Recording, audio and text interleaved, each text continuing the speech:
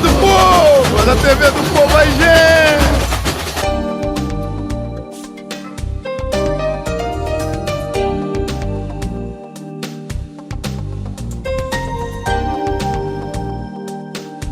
Amigos e amigas da TV do Povo, estamos no Hospital São Lucas, onde a partir deste momento vocês acompanharão imagens de um belo seminário organizado pelo Dr. Karim.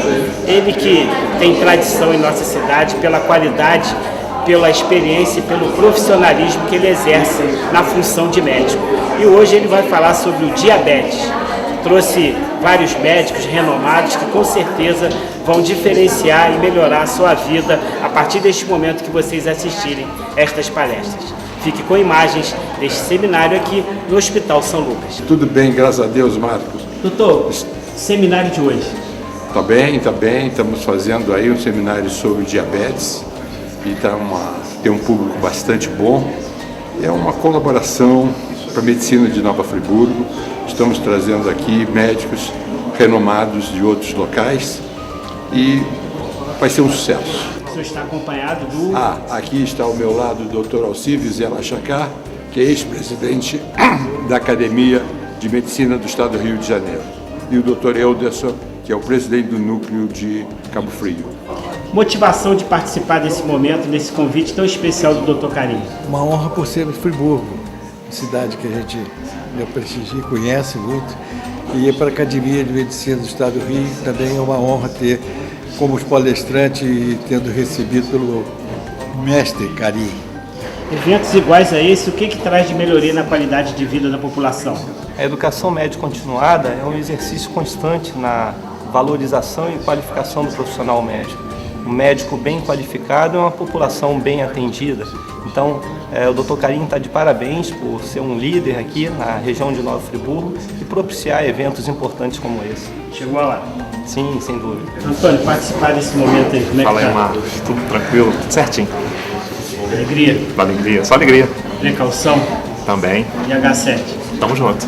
H7 presente, João? Num evento como esse, Marcos, nós não podíamos ficar de fora, né? Dado 20 anos de experiência, de know-how na área de diabetes, eu acho que a gente tinha que estar presente nesses grandes eventos e, assim, de parabéns ao Dr. Karim por essa iniciativa.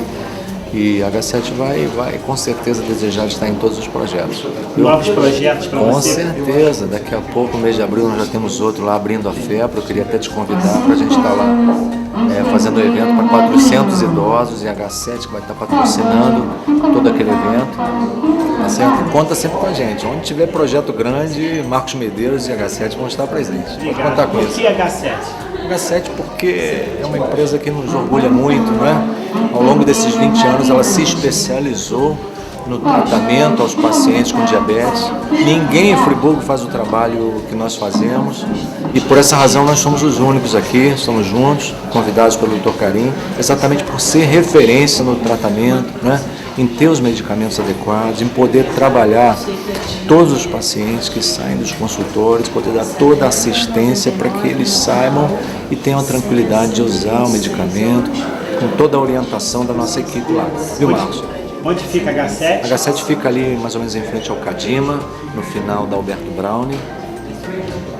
E é fácil acesso. E o paciente, ao chegar no balcão, vai encontrar uma equipe muito bem preparada, sorridente e com disposição e condição de atender a contento cada um que chegar com a receita na mão. Cada equipamento que nós temos aqui... Esses equipamentos são da H7? Sim, são da H7. Certo. Todos eles nós trabalhamos. Cada equipamento desses aqui vai atingir um perfil de paciente. Então explica aí. Bom, temos esse aparelho é um dos mais novos, com a condição de microgotas de sangue. Então, usa menos a menos quantidade de sangue para fazer o teste. Temos o aparelho mais conhecido, que é o Active, que é um aparelho que é até fornecido pelo SUS, né, que nós também orientamos o paciente como deve usar cada aparelho desse. E os outros que são os concorrentes, né, de sua marca. Cada um tem a sua especialidade, mas são todos para uso do diabético. Antônio Carlos, no dia a dia, qual o diferencial da saúde da pessoa portadora de diabetes utilizar esses equipamentos? Bom, os aparelhos de monitores de glicemia, eles têm a finalidade de a pessoa controlar o nível de açúcar no sangue. H7 fica? Avenida Alberto Brown, 276, loja 274, em frente ao Cadima Shopping. Parabéns. Presente no seminário hoje a Unicred, Nova Friburgo. Nós somos uma cooperativa de crédito voltada para o segmento da área da saúde e demais profissionais. A gente leva soluções financeiras aos cooperados e hoje a gente está vindo aqui participar desse evento tão importante para a área da saúde e prestigiar algumas pessoas oferecendo educação financeira. Assim como os médicos estão aqui para cuidar da nossa saúde, a gente está aqui para cuidar da saúde financeira também dos demais. Aonde fica a Unicred? No edifício Dom Pasquale, Praça Dermival Barbosa Moreira, número 14, sala 102, 103. E por que tem que se procurar a Unicred quando se tiver um problema financeiro? Nós temos as melhores soluções financeiras, em créditos, seguros, proteções. A gente tem serviço de previdência privada, consultoria financeira e todas as pessoas podem nos procurar para atendê-los da melhor forma. A gente também trabalha com câmbio, a gente também trabalha com previdência e a gente tem todas as oportunidades aí para poder levar soluções financeiras para os cooperados. Unicred, União de Crédito. Unicred Serra Mar, PA Nova Friburgo. Parabéns. Obrigada. Para cuidar da sua saúde financeira tem que ser forte.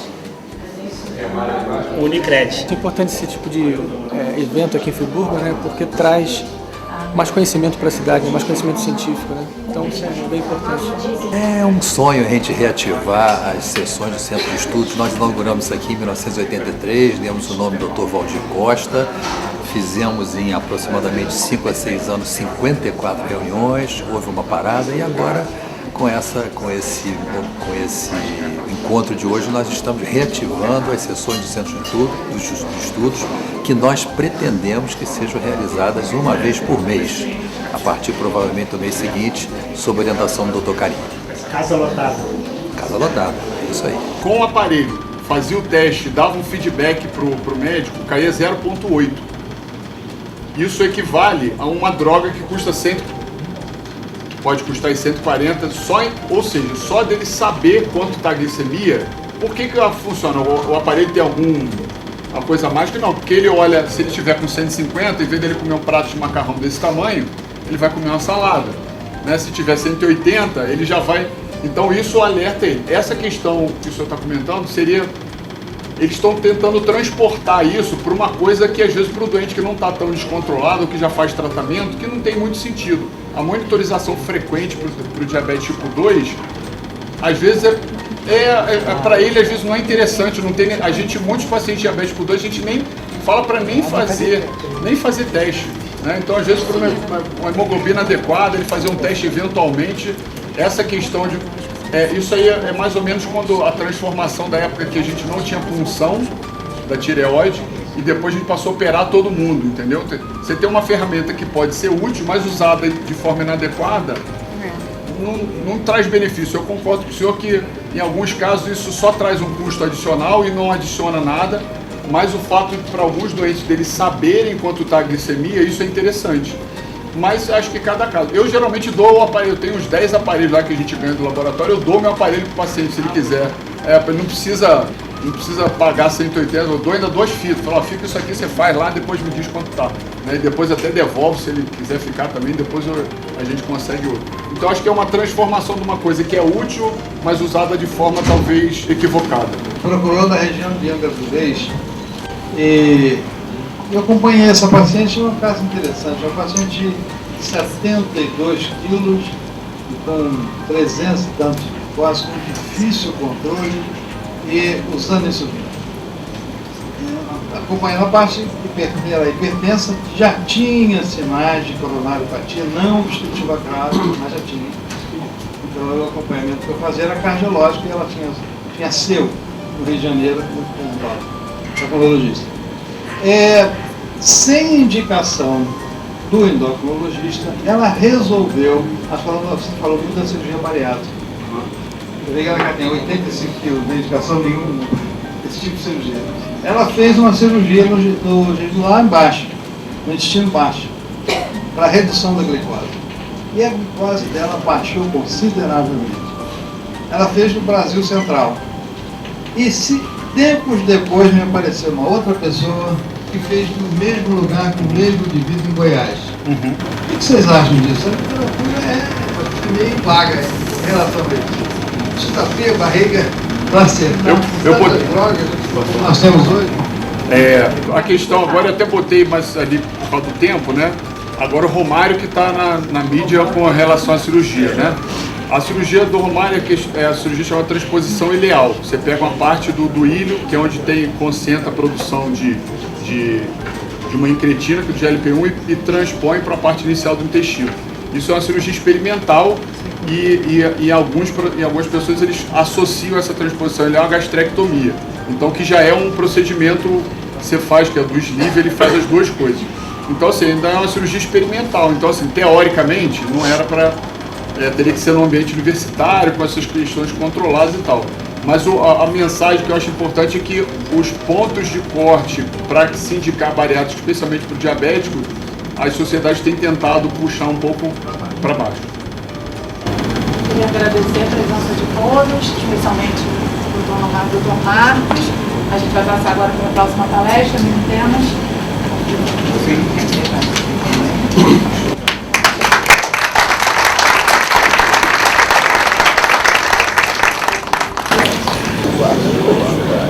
Bom dia a todos. Eu queria de início agradecer o honroso convite para presidir mais esse tema que foi falado hoje. E eu chamaria para a nossa mesa o coordenador José Antônio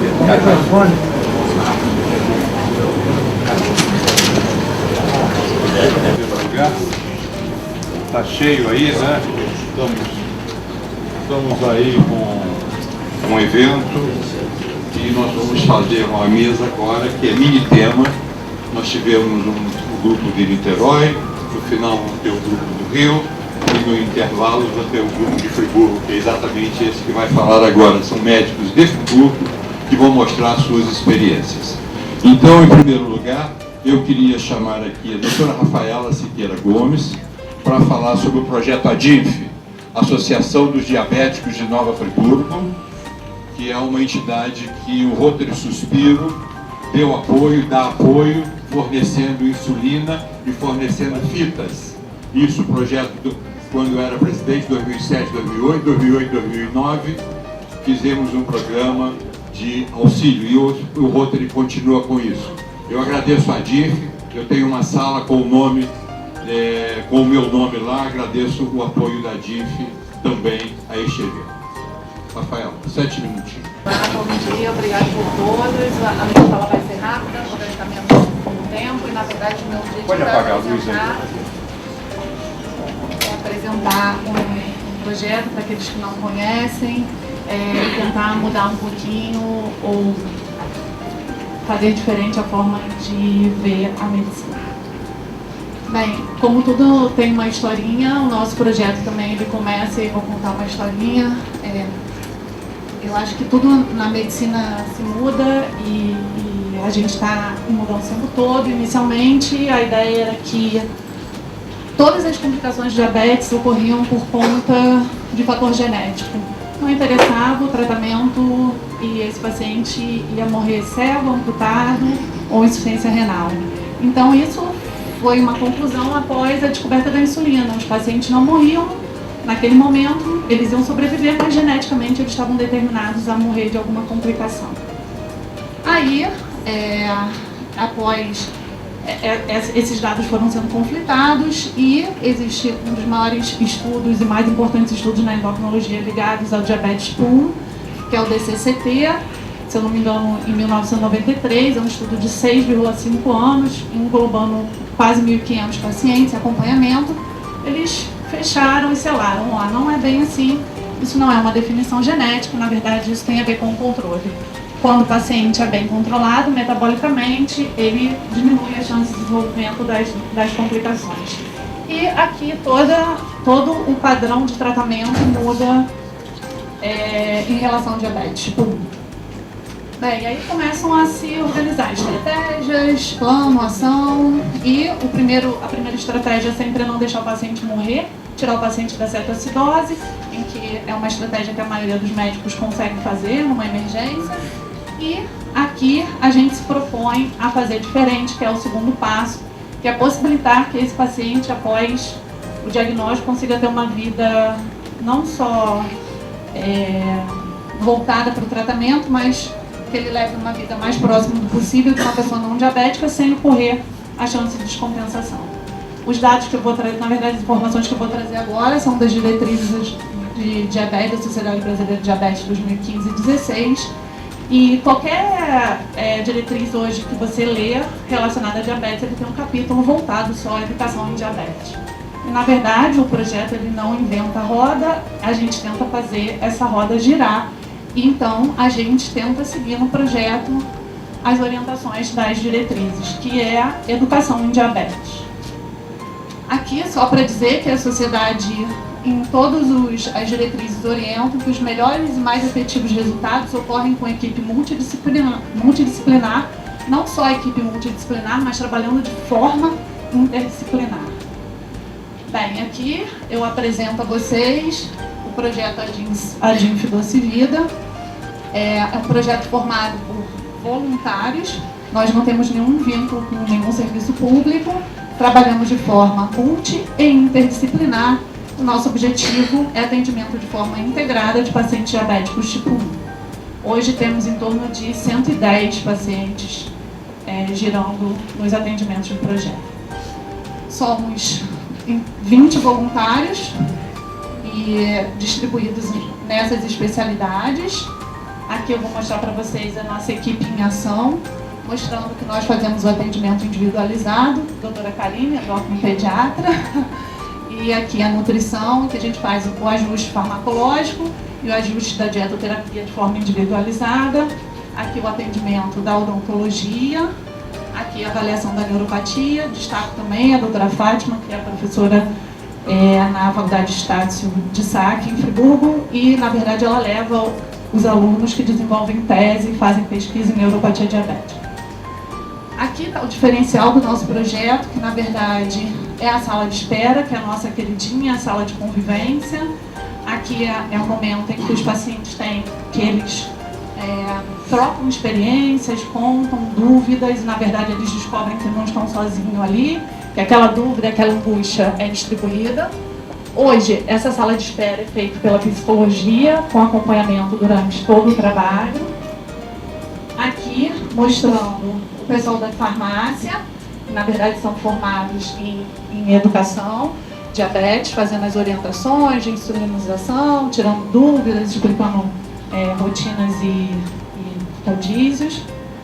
Aqui é com muito orgulho que eu apresento a equipe. Nós fomos convidados para o Congresso Regional de Diabetes do Rio de Janeiro, onde a doutora Maiara apresentou uma mesa redonda, casos de dificuldade de insulinização, levando casos do projeto. Nesse momento levamos pacientes que eram atendidos no projeto.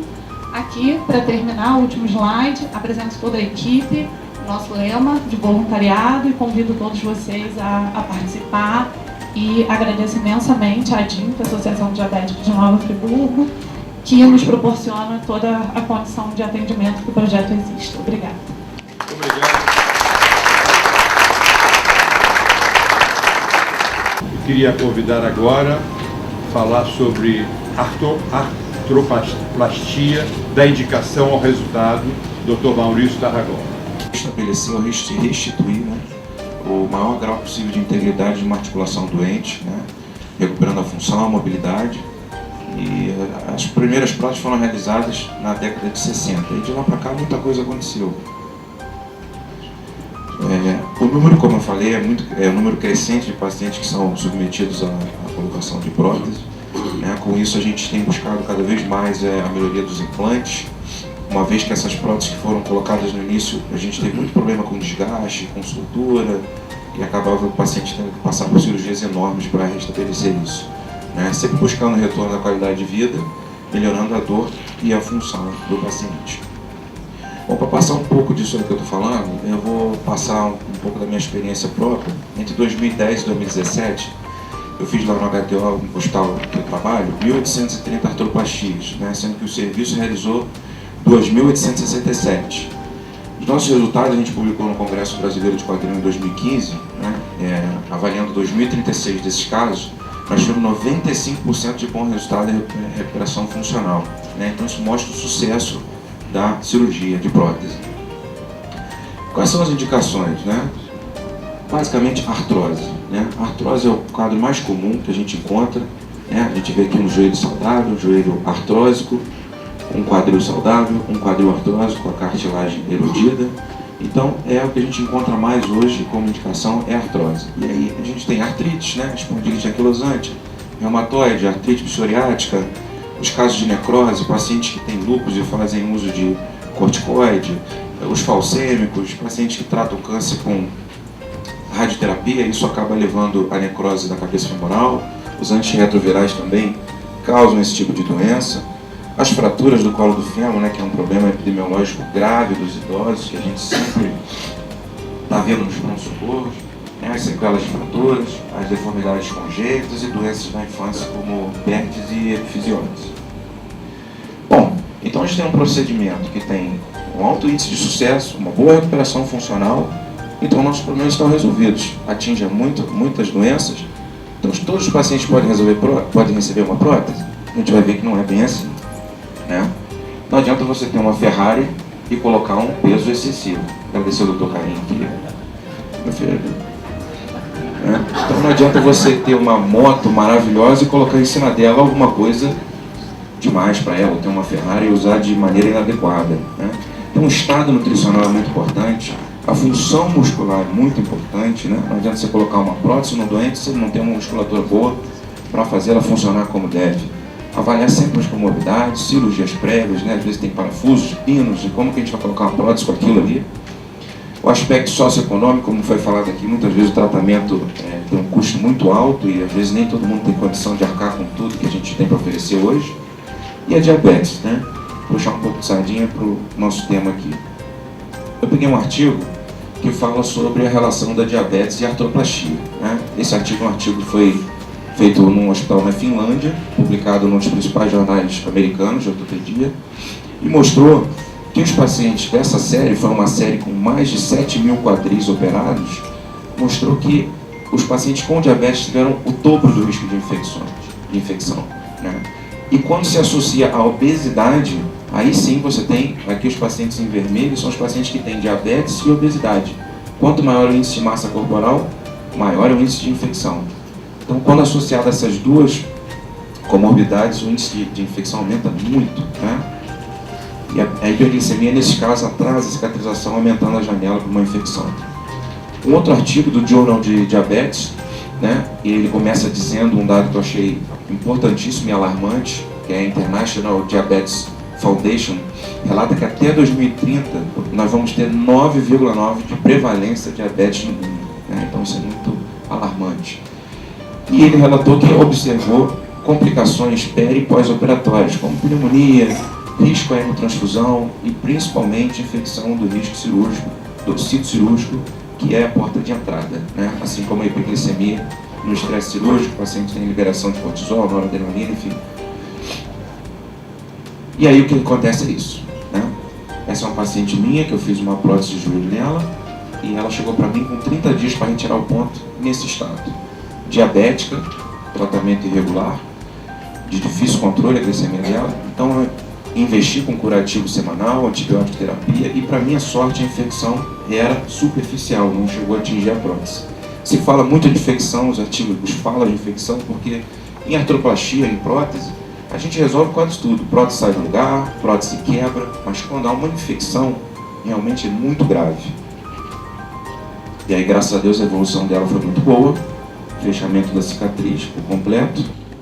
A imagem dela movimentando o joelho normalmente. Esse aqui já é um quadril, né? Um paciente com a prótese quadril realizada, chegou para mim com 5 anos de pós-operatório, com dor, fístula, sai de secreção, diabético também. E aí eu abri o quadril dele, era essa tragédia aí. Pus, o líquido preto, a prótese cheia de uma substância chamada metalose, pelo desgaste da prótese. E é isso que sobrou do quadril dele, esse buraco negro aí, né? Sem osso nenhum para poder reconstruir. Então naquele momento eu tive que fechar o quadril porque não havia o que fazer. Como eu boto prótese num local que não tem osso, né? Olha a tomografia dele, não tem quadril, mas tem solução.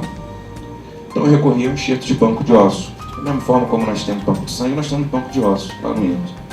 Então eu pedi um fêmur, veio um fêmur de cadáver para mim, eu fiz o preparo da peça, né, e aqui uma visão cirúrgica, eu fixando o pedaço do fêmur dele para reconstruir e aí sim colocar a nova prótese dele, e esse é o resultado final. Outros casos, essa aqui é uma paciente minha de 26 anos, que sofreu um traumatismo craniano, várias fraturas na pelve, a pelve com essa deformidade, ficou 5 meses no CTI, os quadris rígidos. Outro caso que eu fiz uma reconstrução com enxerto, a prótese já quase lá na asa do ilíaco do paciente. A paciente era aqui de Friburgo, reconstruí ela, botei enxerto de cadáver. Uma prótese quebrada, mal colocada, de má qualidade, reconstruí. Uma falha de uma placa, com a cabeça toda deformada, reconstruí com a prótese. Essa paciente nasceu com os 2 quadris fora do lugar, doença congênita, reconstruí com 2 próteses também, um ótimo resultado.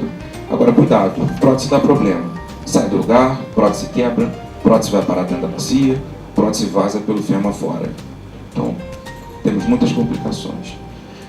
E para a gente evitar isso, em resumo, nós temos a artroplastia realmente. Hoje, talvez seja o melhor resultado clínico dentro da ortopedia, né?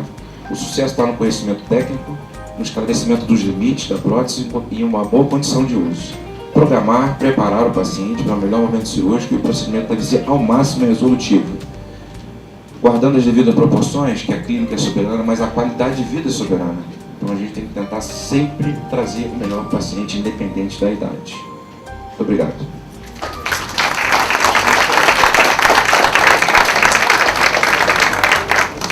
Nós vamos falar agora uma coisa, um assunto que já foi tocado aqui pelos 2 palestrantes do primeiro módulo, que é, aliás, coronariopatia clínica, primeiro. Edilei, coronariopatia clínica em pacientes diabéticos. Dr. Edilei, hemodinamicista daqui do Hospital São Lucas, onde tem uma equipe de cirurgia cardíaca, chefiada com o Dr. Gustavo Wolff. O Dr. Edilei é o responsável pela hemodinâmica. Bom dia a todos. Agradecer aos colegas, organizadores do evento, por terem me convidado.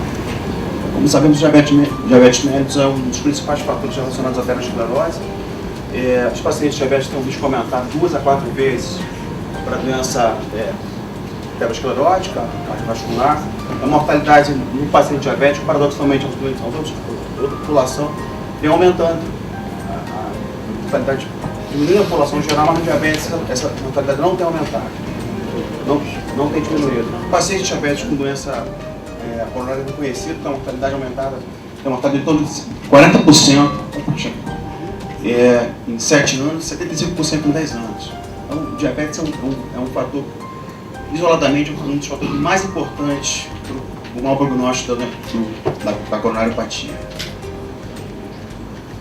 E os pacientes diabéticos, após o primeiro evento coronariano, quase metade desses pacientes morrem no primeiro ano de acompanhamento. Então, isso a gente tem que ser visto com muito cuidado. E um dos fatores que pode dificultar aumentar essa mortalidade e piorar o prognóstico é a doença silenciosa, que ocorre 25% até metade dos pacientes diabéticos tem doença coronariana silenciosa, que traz o diagnóstico, dificulta o manejo clínico desse paciente. O paciente diabético tem um curso natural da doença reumatoide dele muito mais agressivo. Os vasos coronários, a doença praticamente é multivascular e o número de lesões aterosclerosas são bem difusas, o que torna bem complicado o diagnóstico para esses doentes. E os doentes têm associadamente a taxa de erosão, trombose, placas esteróticas muito mais agressivas que a população geral coronariana. Tá? A outra patologia que pode tentar explicar isso aí, relacionados à resistência à insulina, são os efeitos tóxicos da hiperglicemia, o estresse oxidativo endotelial, a redução da fibrinólise, o estado hipertrombótico, pró-inflamatório. Esses doentes têm coagulabilidade e outros fatores associados, como a nefropatia, hipertensão, dislipidemia, obesidade, da síndrome metabólica que esses pacientes sempre apresentam. Isso é outro fator que contribui muito para essa doença. Tá. O manejo clínico isolado do diabetes pode muito bem reduzir significativas complicações desses pacientes e prevenir as complicações cardiovasculares, coronarianas, AVC e óbito. Bom, tratamento agressivo da glicemia, controle da hemoglobina glicada, a gente já foi falando aqui, que melhora o prognóstico desses pacientes. Controle da PA, do perfil lipídico, antiplicação plaquetária, mudança de estilo de vida, isso já foi pensado e falado pelos colegas aqui, isso tudo pode melhorar o prognóstico dessa população. A estratégia invasiva no paciente diabético é sempre praticamente obrigatória, desde quando tem doença coronariana. Os diabéticos que fazem IAM, a estratégia invasiva é sempre importante. Os doentes com estenose de tronco, coronário esquerdo, os doentes multiarteriais, com isquemia extensa e angina, esse paciente tem sempre se beneficiar da estratégia invasiva, sempre. A terapêutica clínica vem avançando muito, a cirúrgica também nos últimos 10, 15 anos.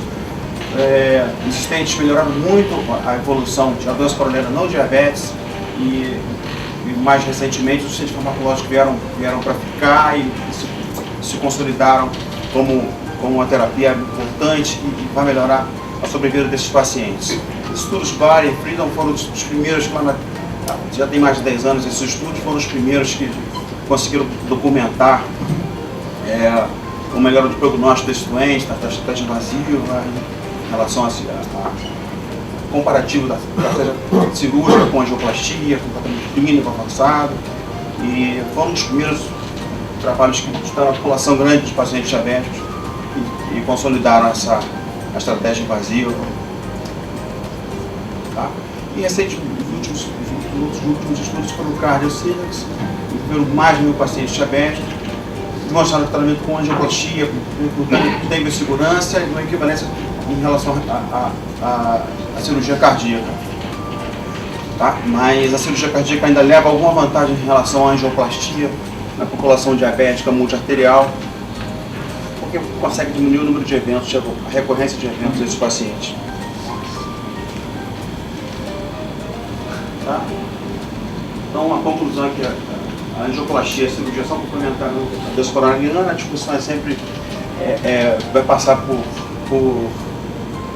que estava chamando de raciocínio clínico, cirurgião intervencionista. A decisão tem que ser coletiva, juntar os de vida, os pacientes, os hábitos de vida, trazer os familiares para envolver-se no tratamento.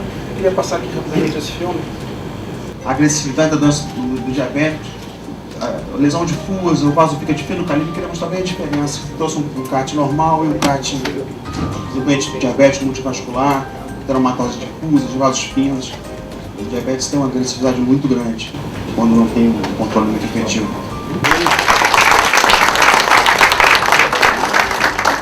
Eu queria mostrar esse slide que é muito importante porque mostra aqui o Dr. Ron Lapp, um americano, que ele veio a Friburgo, trouxemos ele da Califórnia para falar sobre cirurgia sem sangue. E foi um sucesso a cirurgia dele, o comentário dele. E aqui o Dr. Graciomar, que é endoscopista, veio falar sobre papirotomia. Nós tivemos 50 reuniões aqui, mais de 50 reuniões, e sempre terminava às 10 horas da noite. E aqui uma reunião da academia em 2009, que foi a posse do João Hélio, e aqui nós temos os membros aqui, Dr. Pietro, tá vendo, Dr. Pietro? É a posse do João Hélio, daqui o Banes, fizemos homenagem a esses colegas, do Roberto, o Barbirato, o Glauco, e ali a família do João Hélio, que trouxe aqui todos de Minas para a posse dele na academia. Quero mostrar aqui que foi feito o primeiro curso sobre banda gástrica no Brasil, o primeiro curso de banda gástrica na América do Sul, foi feito no dia 13 de março de 99. Nós trouxemos do México o Dr. Armando Castillo. O Dr. Armando Castillo está aqui. E aqui o Dr. Belachev, que é o cirurgião da Bélgica, mostrando o Maracanã a ele. E ele veio de Huy, da Bélgica, e fez o primeiro colocação de primeira banda gástrica Lap-Band no mundo em 92. E aqui nós temos aqui a paciente, eu queria que você levantasse, a Júlia, foi a nossa primeira paciente operada em 1999, estava aqui, ela tinha 136 quilos, hoje tem uma vida sadia. Pode sentar, Júlia, muito obrigado pela sua presença. E o cirurgião dela, que o Dr. Armando Cartier, foi operado no Day Hospital. São várias cirurgias, nós fomos para Nova York e vimos aqui cirurgias como a banda gástrica, o bypass e a cirurgia do escopinário. Depois fomos para Gênova, 2001, aprender a cirurgia do escopinário, não fazia laparoscópica, só convencional. O Dr. Dyke, em 2002, foi o primeiro no mundo a fazer por vídeo laparoscopia em Belo Horizonte. E aqui nós vamos falar sobre a nossa aula de hoje, mas nós tivemos, no ano de 2002, esta paciente que nós fizemos uma cirurgia de escopinário convencional e ela ficou curada do diabetes. Naquela época não se falava em cura do diabetes, não existia nenhum trabalho e ela foi curada acidentalmente, não, porque a cirurgia de escopinário curava 98%. Diabetes é uma doença grave, areteus da Capadócia no século II já falava, e cujas transformações de todos os tecidos em urina. E aqui a Capadócia, é o local dos balões. Diabetes é uma doença muito grave, em que aqui o diabetes cresce mais no mundo do que a força de trabalho e do que a população em geral. Isto é, vamos ter mais diabéticos do que os trabalhadores. Ele cresce muito mais. Um verdadeiro tsunami nessa década, no século XXI. É uma doença grave. A cirurgia do intestino surgiu como uma nova arma para tratá-la. E às vezes cura em 24 horas. O diabetes, uma insulina de 520, uma glicemia de 520, com 48 horas já estava em 70. Então, para vocês verem, isso foi uma grande transformação. E foi esse indivíduo aqui, o Dr. Poris, que em 1995 observou que os pacientes operados pela cirurgia de Fob Capella, ele descobriu que 608 obesos e 165 tinham curado diabetes. Por quê? Porque é ele que pensou nisso. Independente da perda do peso, graças às incretinas. E aqui veio o Dr. Cumming, que veio estudar sobre as incretinas. Aqui está o Dr. Áureo, que operou o Romário, o Dr. Áureo Ludovico. É aqui o Fob, esse senhor aqui, o Dr. Fob, e aqui o Dr. Capella. São cirurgiões. E eles fizeram transformações de levar pedaço do intestino para cima, que são as incretinas, ou levar a comida mais para baixo para pegar o intestino aqui embaixo, para pegar o ilho. O mecanismo basicamente é esse. Porque no duodeno tem as células K, que produz o GIP, e o ilho tem as células L, que produz o GLP-1, que já foi mostrado aqui pelo Domar e pelo Marco Antônio. Então, são as incretinas. Esse hormônio está aqui normal, ele é produzido aqui, esse GIP, o GLP-1, estimula o pâncreas estimula, produz a insulina, pega a molécula do diabetes, pega a molécula da glicose e leva para dentro da célula. Não tem excesso, não tem diabetes. Aqui já, paciente diabético, não tem GLP-1, não tem GIP, e o pâncreas não vai funcionar mal, vai ter excesso de célula de glicose aqui, vai ter excesso de glicose, consequentemente está instalado o diabetes. E o que se faz? A mudança traz o ilho para cima, para poder, o local de produzido é GLP-1, você faz mais fácil estar em contato com o alimento. Então, faz essas duas cirurgias. Ou essa aqui que pega o ilho e sobe, está aqui o pedaço do ilho, 1,50 m, 1,70 m, que foi introduzida pelo Áureo Ludovico de Goiânia, ou leva o alimento mais fácil para baixo. E basicamente é isso que cura o diabetes. Dr. Cumming está aqui em Campinas, nós estivemos com ele, junto com o Dr. Áureo, que são os homens, isso foi em Nova York, em Campinas, e também em Nova York em 2008, que foi o congresso, e o Dr. Cid Pitombo, que foi o cirurgião que introduziu, que começou a dosar o GLP-1 e verificou que o GLP-1 estava extremamente aumentado quando o alimento chega ao ilho. Ele fez experiência em rato e chegou.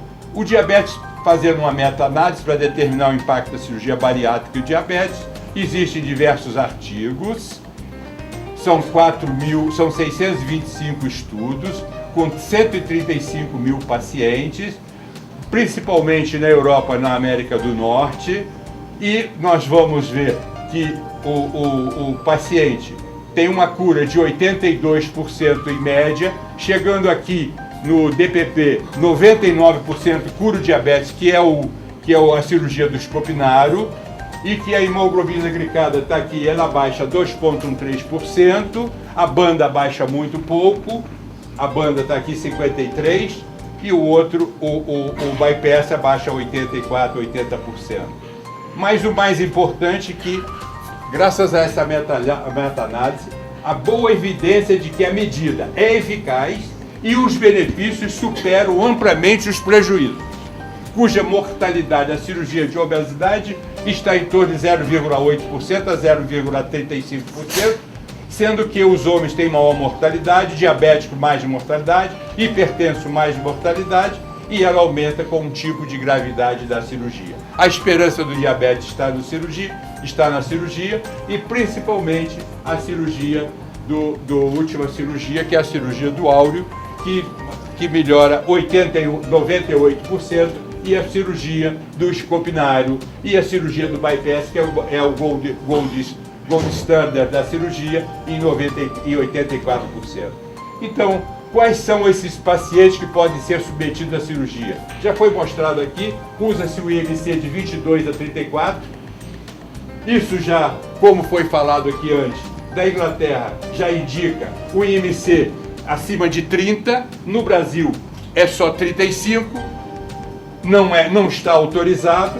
Tem que ter menos de 10 anos que seja diabético e tenha menos de 7 anos de uso da insulina. IMC de 32 e 34, estamos em pesquisa, nenhuma outra terapia atingiu os resultados e melhora do diabetes tipo 2, como os procedimentos cirúrgicos para a obesidade mórbida. Não existe nenhum tratamento. Comitê de ética local, se a cirurgia é experimental ou não experimental, a cirurgia da interposição de ileal. Aqui eu estou mostrando em Hamburgo que nós levamos um trabalho e foi premiado em 2.500 como os 15 melhores. Recebemos aqui participando na mesa lá em Hamburgo. E aqui, concluindo que medicina é baseada em evidência, e eu mostrei as evidências. Cirurgia do Faustão é experimental, a justiça diz que não é experimental. Romário foi operado, está lá, emagrece. Esse é feito em Itaperuna em grandes quantidades, semanalmente é feita uma cirurgia. Eu queria dizer aqui, mostrar aqui, um orgulho muito grande, eu ganhei um prêmio mundial num pôster da Infissão em Buenos Aires em 2008. Ganhar um prêmio mundial é uma coisa muito importante e eu me sinto muito orgulhoso por isso.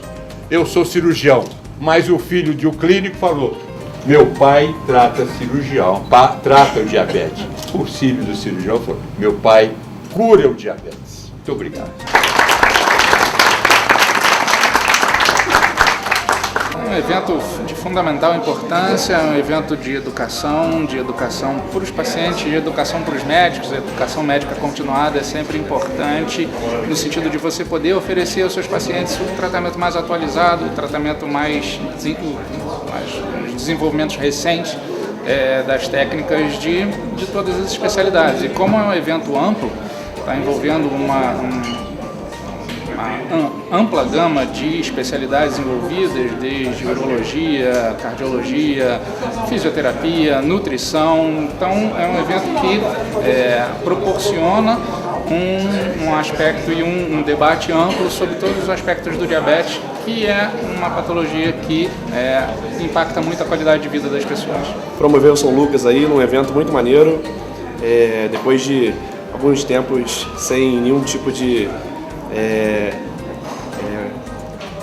algum tipo de evento aqui no hospital, né? E agora retomando aí com novas atrações aí. Parabéns ao São Lucas. Para mim esse evento é importantíssimo numa cidade assim tão desacreditada já, né? E essa interação entre médicos de várias áreas em prol de uma doença que eu acho assim importante que a população tenha consciência, né? E essa interação entre médicos, já que eu faço trabalho da DINF, eu trabalho na DINF, numa equipe multidisciplinar, eu acho que é isso aí, muito importante. Todo mundo está ganhando? Todo mundo está ganhando, os médicos e a população também, e as cidades também. A DINF? A DINF é do meu coração e eu tenho muito orgulho de estar lá fazendo o meu trabalho. Funcionando? Funcionando perto da Fábrica Ipu, de segunda a sexta, de 8 às 17 horas. Evento nota 10, parabéns à direção de São Lucas. É um evento muito importante. A diabetes é uma doença que cresce assustadoramente. Então é um evento que veio para nos ensinar os procedimentos, o que tem de mais atual no tratamento dessa patologia. É um evento importante, multidisciplinar para a nossa cidade, eu acho que tem que acontecer mais e o Hospital São Lucas, junto com toda a sociedade médica, está de parabéns. O evento foi ótimo, né? Muito bom, e principalmente a iniciativa do Dr. Karim de trazer com a Academia de Medicina a experiência dos colegas de Friburgo. Então todos de parabéns. Muito bom, o evento é maravilhoso. Muito boa iniciativa do Dr. Karim, com o apoio de todos os médicos aí na Sociedade de Friburgo. Junto conosco, ele que é um médico conceituado e recebeu por DNA do Dr. Karim essa capacidade tão fundamental que é a cura das pessoas que procuram a saúde. Como é que você avalia esse momento onde seu pai organiza esse evento? Isso é muito importante. Ele é uma pessoa que procura estar sempre atualizando, buscando novas evidências, estudos, trabalhos, congressos. E o melhor de tudo, ele consegue trazer isso para o Nova Friburgo, né? Para poder, a gente que tem difícil acesso de ir ao Rio, depois ele disponibilizar um dia desse lá no Rio ou em São Paulo, que são os lugares que tem muitos eventos, e a gente conseguir trazer um grande evento desse aqui para o Nova Friburgo, isso é muito importante, né? Como é que foi a sua decisão de ser médico? Foi inspirado no pai? Desde pequenininho eu brincava de pique-esconde dentro do Santo Antônio, que é o hospital hoje, Raul Sertan. E aí meu pai levava lá para poder fazer umas cirurgias, e eu entrava escondido dentro do centro cirúrgico, já comecei a gostar, então marco todo mundo. Tanto é que algumas enfermeiras até hoje falam que me conhecem desde pequenininho lá no hospital. Sertão. Só alegria e sucesso desse seminário. É isso aí, só alegria. Isso aí, tá muito bom o evento. Parabéns. Valeu, obrigado. E com estas imagens, a gente vai terminando mais esta transmissão. TV do Povo, a lente da verdade.